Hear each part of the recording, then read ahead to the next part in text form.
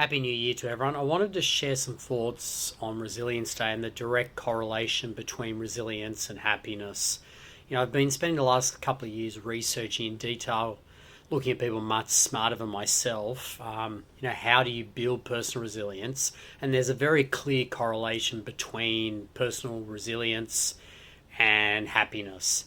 And I've been testing some models or recipes on myself that I wanted to share with people. And there's one that's really worked. I hope it can give value to you guys as well. And it's in two parts.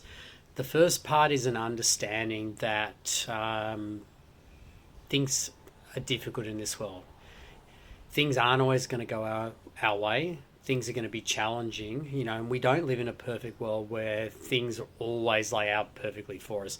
And if you have an understanding and a framework around appreciating that, it makes a huge difference to your resilience. And it's something a lot of people learn along the way. So that's the first part.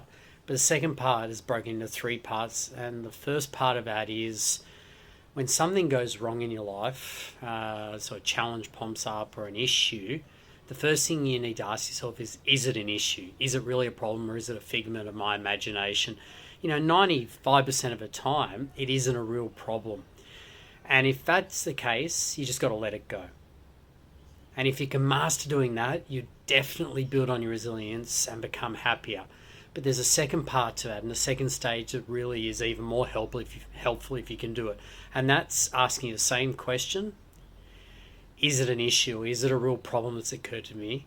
And if it is this time and it's not a figment of your imagination or something you've catastrophized, deal with it.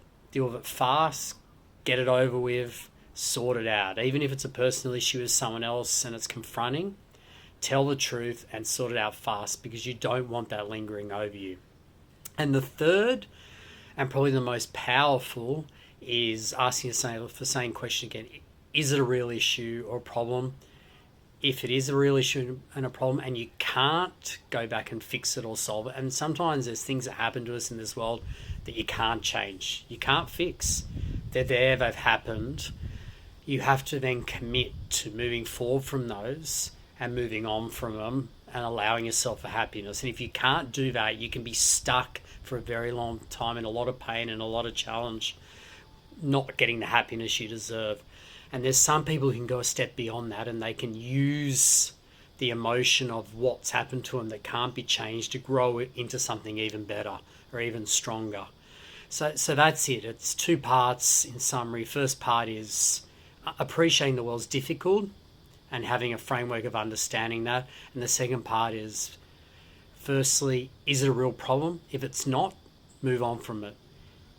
If it is a real problem and you can fix it fast. And the third part, if it is a real problem and you can't fix it, you have to commit to understanding that you have to move on from it and try and learn from it and get your best out of it. So that's really helped me with my personal resilience. That framework has really been instrumental in additional happiness in my life, and I hope it can help you guys too.